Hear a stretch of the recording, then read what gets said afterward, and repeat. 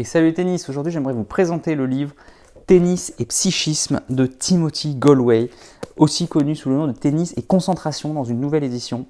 En anglais, le titre original c'est The Inner Game of Tennis.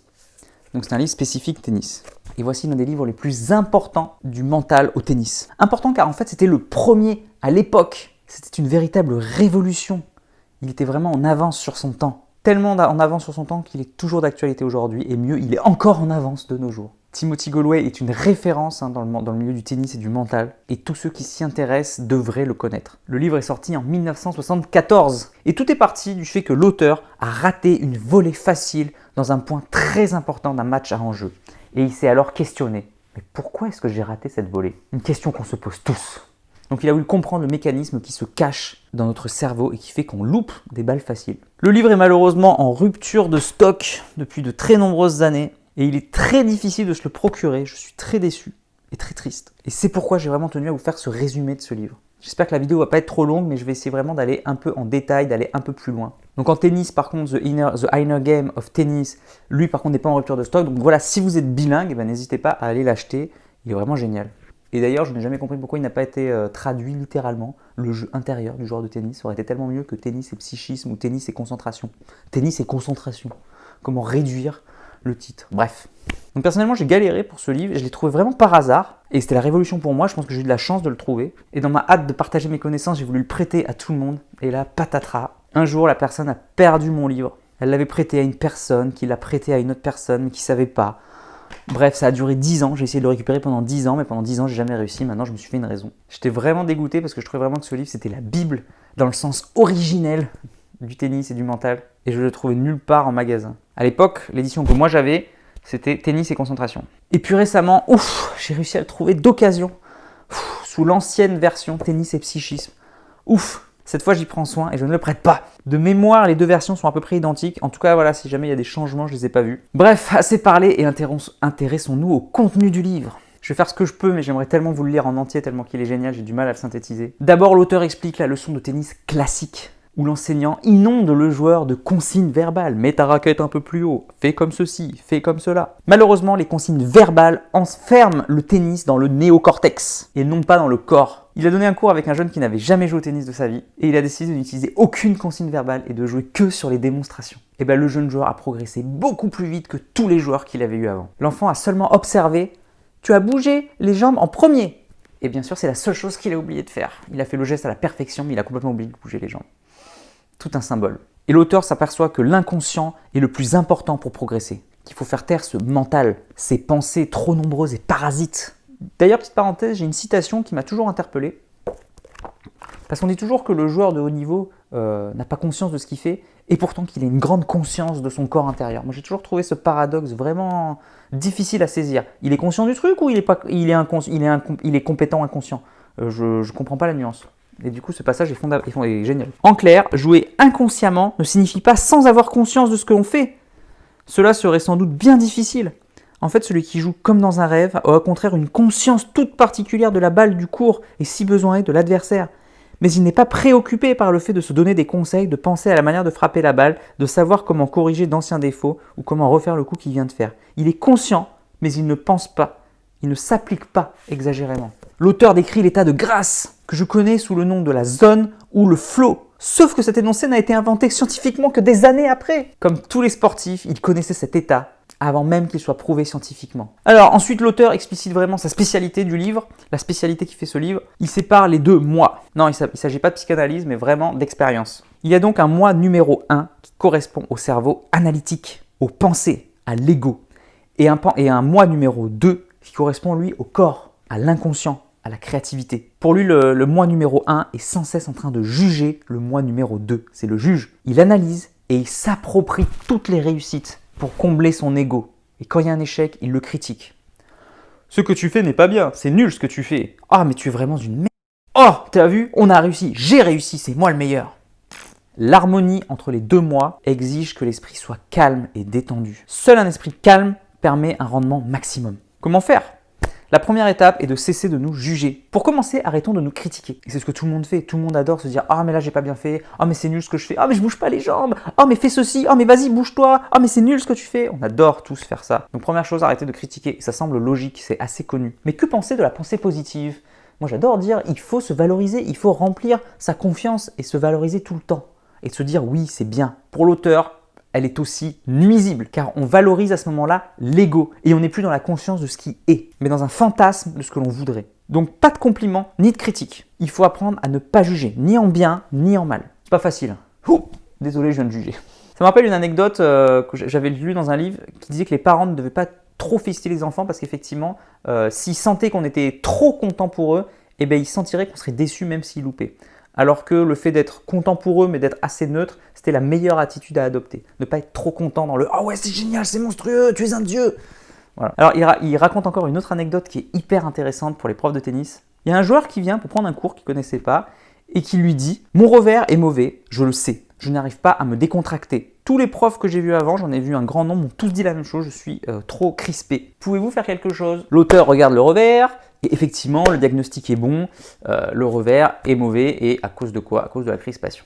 Il lui répond « Décontractez-vous » Et le joueur essaye, mais n'y arrive pas. Il dit « Oui, tout le monde me l'a dit, je le sais, je me le répète tout le temps, mais je n'y arrive pas. » Le problème n'est pas de le savoir intellectuellement, mais de le savoir dans le corps. Et le joueur, par exemple, le savait intellectuellement, mais pas du tout au niveau du corps. L'auteur est allé chercher des miroirs qu'il a installés partout autour du terrain, et du coup, le joueur a pu se voir visuellement pendant qu'il jouait. Et là, oh surprise, oh mais je suis hyper contracté, je suis hyper crispé. Il venait d'en prendre conscience dans son corps et le problème était réglé. Bon, j'essaie de résumer parce que sinon je vais vous lire tout le livre. L'enjeu est donc de laisser faire le moi numéro 2, de lui faire confiance. Le corps connaît le mouvement que vous avez appris. Il ne l'a pas désappris dans la nuit ou au coup d'avant. Il connaît le mouvement. Il connaît votre mouvement parfait, votre mouvement optimal. Et si c'est pas assez, il est capable d'apprendre très rapidement si vous lui laissez la chance de le faire. Il suffit de lui faire confiance. Du coup, question, est-ce que le moi numéro 1 est important ou est-ce qu'il faut complètement le supprimer et de gérer que le moi numéro 2? Non, en fait, le moi numéro 1 est fondamental pour orienter le numéro 2. Parce que sans jugement, on ferait n'importe quoi, on enverrait la balle dans la bâche et on serait content du résultat. On n'aurait pas d'objectif. Il faut lui donner une bonne direction et un modèle. C'est là que je veux envoyer la balle. Par exemple, au service, il faut visualiser la zone avec précision, là où vous voulez envoyer la balle. Je veux l'envoyer là avec tel effet, telle trajectoire. Et ensuite de laisser faire le corps. Si vous ne visualisez pas, vous enverrez la balle n'importe où et vous serez content parce que vous ne jugez pas. J'ai fait n'importe quoi, oh, peu importe. Vous pourrez également choisir les techniques que vous voulez imiter d'un joueur par exemple ou que vous voulez apprendre, puis laisser faire. Bon, l'auteur donne ensuite de très nombreux exemples de comment faire pour y arriver. Il y a aussi un autre chapitre très important que j'aimerais parler, qui m'a marqué quand je l'ai lu la première fois. Je n'étais pas préparateur mental à cette époque et j'avais aucune connaissance prérequise de ça. Savoir se concentrer. Alors je ne vais pas vous donner tous les exemples du livre parce que sinon ça serait long, mais je trouve quand même que le chapitre est assez intéressant et sort un peu des sentiers battus. Alors commencez par regarder la balle. Pas en se forçant, mais en étant fasciné par le mouvement. Naturellement, le regard est fasciné par tout ce qui bouge. Donc il suffit de laisser se faire, laisser la magie opérer, de l'hypnose. Essayez de regarder les coupures de la balle. Agrandissez l'image pour qu'elle fasse toute votre vision. Et vous aurez l'impression que le temps ralentit. J'avais utilisé cette technique à l'époque. Et c'était monstrueux. J'étais 15 et j'avais gagné à 3-6 pour la première fois de ma vie en faisant un tournoi où j'avais gagné 7 matchs. Un truc de malade.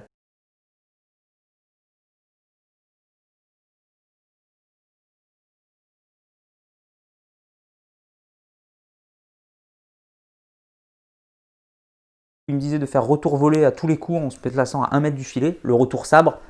Et je me suis dit, mais c'est complètement débile. Et je me suis dit, tiens, je vais essayer pour la première fois de ma vie. Et ben j'ai gagné 7 matchs, j'ai gagné à 3-6 pour la première fois de ma vie. C'était juste monstrueux. Et encore, j'aurais dû gagner à 2-6, mais bref, conditions particulières, j'ai perdu in extremis, il pleuvait, ça glissait. Bref, je me suis un peu laissé avoir, mais en tout cas, voilà, c'était un super exercice. Donc la balle, ralentir le temps au retour, ça a marché. Et voilà, retour volé en étant à 2 mètres, retour sabre, incroyable. Et je suis quasiment sûr que c'est ce que fait Djokovic au retour à chaque fois qu'il fait ses gros yeux avant de servir.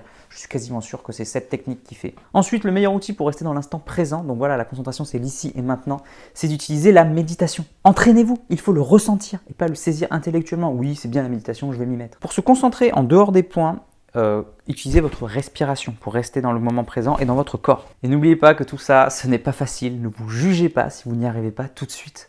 Le non-jugement. Et ce n'est pas fini, il va encore plus loin avec le chapitre « À quoi joue-t-on sur un cours de tennis ?» On n'aime pas être catégorisé dans des boîtes. Nous sommes tous uniques. Mais c'est quand même puissant quand on a l'impression qu'on nous a cerné de A à Z. 3 grandes catégories de joueurs de tennis. La performance, l'amitié, la santé et l'amusement. Bon, il a regroupé la santé et l'amusement, moi je les aurais séparés.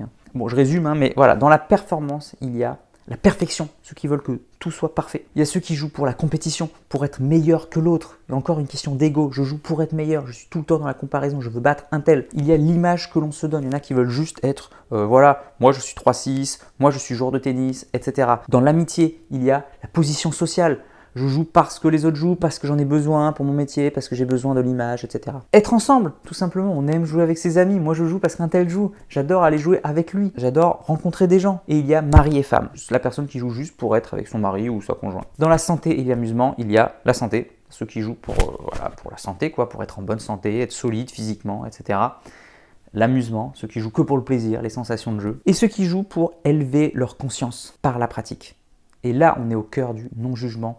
L'objectif, ce n'est pas la victoire ou la défaite, c'est de se transcender soi-même. Bon, l'auteur va encore plus loin et détaille beaucoup, notamment le sens de la compétition et des motivations de chacun. C'est très psychologique et c'est vachement intéressant. Pour conclure, l'auteur parle du jeu intérieur dans la vie. Et je trouve que c'est fondamental, avoir une bonne éthique. Et puis il lit les motivations que l'on a vues précédemment avec les 2 mois dans la vie quotidienne. Donc voilà, moi je trouve ça fondamental de lier tout ce qu'on apprend au tennis, c'est pour nous aider dans la vie de tous les jours. Pour moi, le tennis est une école de la vie et voilà, je trouve ça génial. Petite citation. Ainsi, la recherche est en cours, celle du but du jeu intérieur. Les joueurs de ce jeu ont donné de nombreux noms différents à ce but. Certains l'appellent la connaissance de soi, d'autres l'âme, d'autres encore la réalité. On a également désigné cet objectif par les termes paix, la vérité, amour, joie, beauté, superconscience et Dieu, ou d'autres noms encore dans d'autres cultures. Mais le nom donné importe peu, car nul n'a jamais éprouvé la moindre satisfaction à répéter un mot. De même, ce ne sont pas des étiquettes qui apprennent aux gens ce qu'ils doivent regarder ou ce que recouvrent les termes employés. Ceux qui ont fait l'expérience de cette réalité cachée par l'étiquette disent qu'aucun nom ne peut désigner cet état, ni qualifier une telle beauté. Beaucoup l'ont découvert, qu'on leur ait appris ou non, qu'ils soient riches ou pauvres, qu'ils habitent en Orient ou en Occident. Les seules qualités requises pour parvenir à cette découverte semblent être simplement les suivantes. Que le chercheur soit un être humain et qu'il ait la volonté et la bonne fortune de trouver le chemin qui y mène. Le vaisseau du jeu intérieur, etc. Le véritable but du jeu intérieur, on le retrouve à l'intérieur de soi. Bref. Et il conclut le livre en disant que finalement, le but ultime est de découvrir son moi numéro 3. Voilà, terminé, il y avait beaucoup de choses à dire.